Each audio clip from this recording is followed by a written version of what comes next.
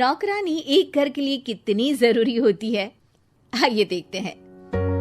अरे बहू, ये देख, सारा साबुन बर्तन में रह गया।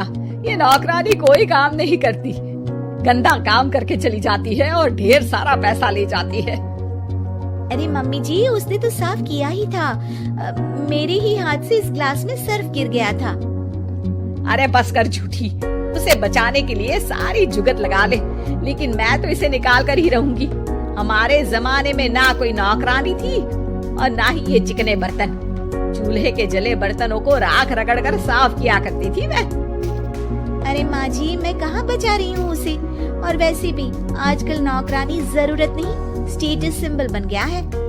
अब आप बताओ, मैं मुन्ना को नीचे घुमाने ले जाऊँ तो लोगों से क्या बोलूँ? झाड़ू पोछा खुद लगा रही हूँ। लोग सीधा यही पूछते हैं कि कौन सी नौकरानी काम कर रही है तेरे घर पर। अरे बस कर, ये भी कोई बात होती है? मम्मी जी, आप नहीं समझेंगी। शाम को नौकरानी घर आकर काम कर ही रही होती है कि सास को कहती है, माँ जी, एक बात बोलूं, बुरा न मानना। अरे वैसे तो मुझे तेरी शक्ल ही पसंद नहीं है, बात क्या खाक पसंद आएगी। अरे माँ जी, सुन तो लीजिए क्या कह रही है। तो मैंने कौन सा उसका मुंह पकड़ लिया है? अरे माँ जी, वो लाल साड़ी पहनती हो ना पहना करो। सास का गुस्सा अब तो 7वें आसमान पर होता है। अरे वाह जी वाह, क्यों ना पहना करूं? और तू होती कौन है ये बताने वाली कि मैं क्या पहनूं क्या ना पहनूं? अरे माँ जी, पूरी बात तो सुन लो, वो बोलना क्या चाह रही है। अरे बुरा न मानो आंटी जी। अरे कौन है आंटी? अपनी उम्र देखी है तूने? 2-4 साल ही छोटी होगी मुझसे और मुझे आंटी बोल रही है। बहू सर पर हाथ रख लेती है। अरे अच्छी खासी उम्र दराज हूँ और आंटी ना बोलूं? मैं तुम्हारी बहू से भी 4 साल छोटी हूँ। क्यों दीदी? बोलती भी क्या, एक तरफ सास यानी पति की माँ, तो दूसरी तरफ नौकरानी जिसके बिना घर का काम नहीं चल सकता।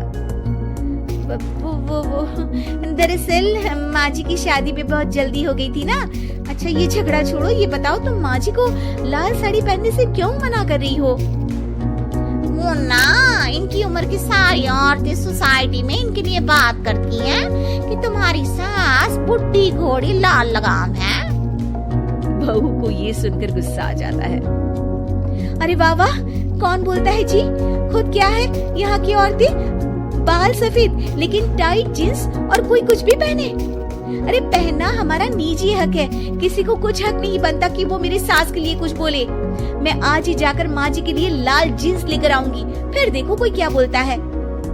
अरे चुप लाल जींस। अरे सुन नौकरानी के बच्ची, जाकर बोल दे उन लोगों से कि उन लोगों की तरह मैं उड़ती नहीं फिरती हूँ घर बार छोड़कर। अपने बच्चों और नाती पोतों में मन लगाती हूँ, ना कि सारा दिन ताश के पत्तों में आंख गड़ाकर 3 पत्ती खेलूं। नौकरानी वहाँ से चली जाती है।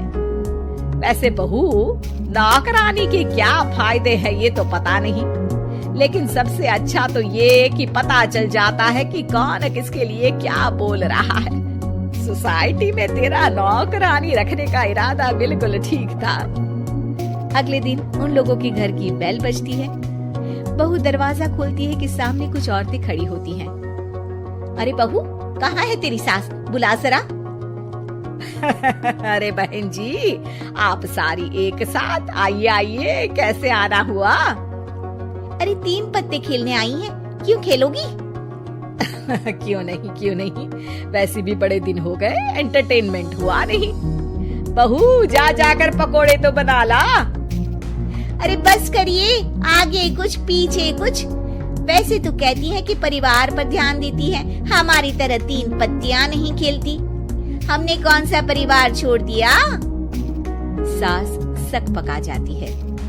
अब ये किसने कहा? मैं तो कहती हूँ कि मैं भी थोड़ा बाहर निकलूं। आपने ही तो कमला नौकरानी से ये सारी बात की थी। सास और बहू को अब सारी कहानी समझ आ जाती है कि सोसाइटी की औरतें क्यों भड़क रही हैं। माफ करिए आंटी, मैं छोटी हूँ लेकिन फिर भी पहले तो आप लोगों ने माँ की लाल साड़ी का मजाक उड़ाया था ना। हाँ उड़ाया था, लेकिन उससे पहले तो तुम लोगों ने हमारी जीन्स के बारे में बात की थी। अरे क्यों ना पहने हम जीन्स, तुम्हारे पैसों की थोड़ी ना है। सास और बहू सर पकड़कर बैठ जाती है। देखा बहू, ये खेल कर गई तेरी नौकरानी। यहाँ की बात वहाँ तो वहाँ की बात यहाँ। दोनों किसी तरह औरतों को समझा बुझाकर घर भेजती है और कसम खाती है कि नौकरानी को नौकरानी ही रहने देंगी।